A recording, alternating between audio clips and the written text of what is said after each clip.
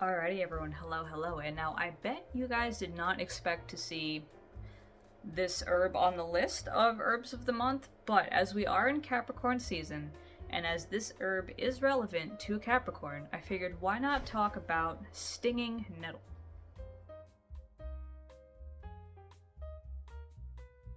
So stinging nettle, right? Maybe you guys have seen it growing like on the side of the road or just in random places. It usually becomes these big stalks of these kind of like razor-edged leaves, and you might have also heard people saying don't ever touch it because it's called stinging nettle for a reason, right? Stinging nettle's called that because it actually has a lot of hairs on it that contain a certain kind of toxin that when it comes in contact with your skin hurts a lot. It's like the jellyfish of plants. I don't know why, but you know, I guess probably to prevent things from eating it, and yet here we are eating it. And that's the thing.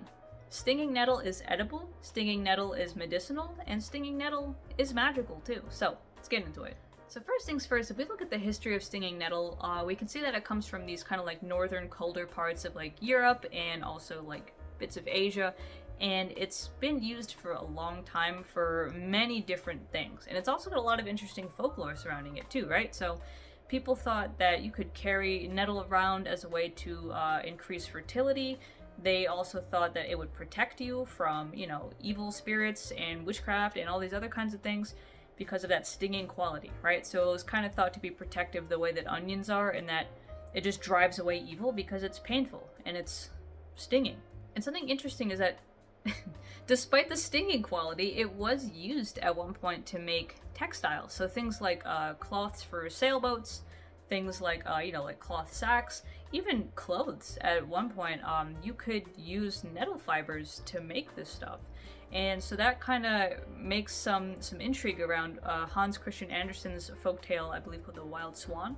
Yeah, so The Wild Swans is a story about a woman who, like, a witch turns her brothers into two swans, and to turn them back, a fairy tells her that she has to basically get some stinging nettle and weave it into coats and put the coats on the swans before sunrise, or there's some time limit on that.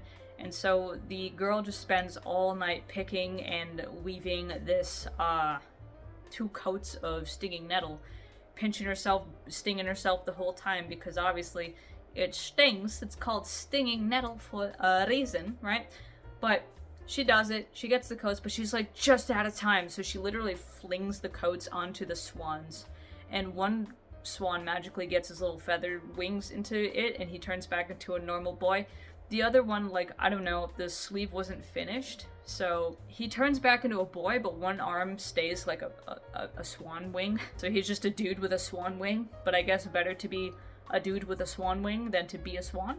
But a lot of this folklore is also specific, right? So when I say that, people believe nettle could increase fertility, that's a British lore, right? So not only did the British think that it could increase fertility, they also thought it could, like, stave off lightning and, like, protect from lightning attacks.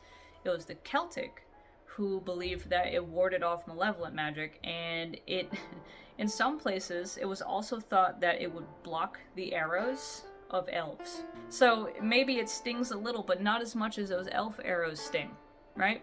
And part of me wonders about the elf arrow part, because as we talk about the medicinal aspects of stinging nettle, one part about stinging nettle is that even though it hurts, if you have pain, like joint pain or some kind of arthritic pain, apparently putting stinging nettle on it actually takes that pain away. So it makes me wonder if, like, the whole elf arrow thing wasn't like a way for explaining when people got those shoots and pains from, like, arthritis and stuff, and that's what they were fixing.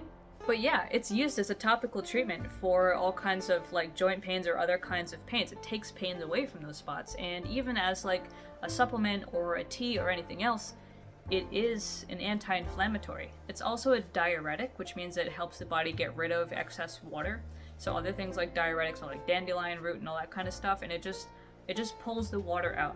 And it's really good, especially after winter. It pops up in early spring, which is amazing because it's got vitamin A, vitamin K, iron, potassium, all these other kind of minerals that maybe people weren't getting that much, when they were living off of whatever foods they could store over winter. It's apparently also pretty helpful as a decongestant too, and has been somewhat useful in helping people with hay fever. So that's also really interesting, because I'm pretty sure hay fever is like a springtime issue as well. And so whether you're having it as a tea, as a capsule, or as like a part of food, you can get all these kinds of benefits from it, which is really, really nice. But of course, as I talk about eating it, and we're talking about how it's a stinging plant, you're probably wondering how the hell you even prepare this so that it's good to eat. But it's actually really, really simple. In essence, all you really have to do is just kind of blanch the leaves. Like if you soak them in cold water for a good amount of time, or if you blanch them, like put them in boiling water and kind of blanch them lightly, that actually removes a lot of the toxin that causes that sting, and that's what the biggest problem is. So once you take that off, basically, it's perfectly fine. So actually, if you take a trip to All Recipes, this guy Corey Williams here is quoting Landon Cook here. He's quoting Landon Cook, who says, "It's a distinctive taste, characteristic of edible wild plants in general. A bright green note that makes you sit up and pay attention with a peppery zing. Imagine an untamed spinach." Okay, so I guess if you like spinach and you like creamy things like spinach soup or anything that has to do with that, you'd probably like stinging nettle, right? And I've seen all kinds of recipes, like you can make it as a sauce for fish, you can make it as a pesto, you can make it as a soup, you can make all kinds of things out of stinging nettle. And honestly, why shouldn't you, right? Because it grows freely available, it's all over the place. The only caveat being that obviously if it's growing roadside or in a place where there's runoff from pesticides, you don't want that. When plants grow roadside, they do suck up a lot of car emissions, which is not good to eat. I don't know if you guys have ever seen Nausicaa in the Valley of the Wind, but like that story is exactly what I'm talking about, where the plants are poisonous until she grows them in her own house and realizes they're not poisonous actually, they're just polluted. That's what we got going on here. A lot of roadside herbs are very polluted by emissions and other things like that. And if there's any stuff that's close to like where runoff carries pesticides down from like a commercial farm, not awesome, not good. But it can be used in a ton of different ways in food. And if for nothing else, if you don't want to use it in food, you can use it as a tea. And if you don't want to use it edibly at all, magically, you could just use it as a sachet or as part of a bigger spell. Because as we talk about the magical uses of nettle, we find again, borrows a lot from the folklore. Its magical connotations are already visible from how it's been used and treated for so long. That's why I said it's kind of like onion, right? And that like it doesn't protect from evil the way rosemary does, the way basil does. It protects the way onion does, in that it drives things off like meanly, right? And that sting part is really helpful because like depending on what you need this energy for, stinging nettle, which stings when people touch it, is a very don't touch me, respect my space kind of herb. So if you are dealing with people who don't respect your space, don't respect your boundaries, stinging nettle in a spell, okay? And it also helps with strength. And a lot of people associate stinging nettle with like Mars and fire associations, which means that it's great for boosting vitality, ambition, power. And since it is associated with Capricorn, which is ruled by Saturn, it's also great for kind of helping you get your nonsensical, messy schedule in order, right? It gives you that kick. It's peppery, it's got zing, it's got snap, right? You can think of stinging nettle as like a strict mother or a strict parental figure who is really breathing down your neck and saying, let's go, get it together, right?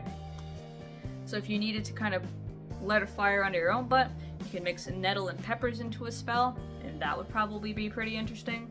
But the be-all end-all of it is that nettle does not play around. Nettle is very much a strict and stern and tough plant. So if you need that kind of energy in your magic for whatever reason, and you can find it in the wild, by all means go ahead. And obviously if you're not intending to eat the nettle, then it is fine to get some from the roadside, right? Like if you're not going to eat it and you're just going to put it in like a jar spell, or you're going to, I don't know, put it in like a sachet or something, then you don't have to worry so much about emissions and all that because you're not ingesting it.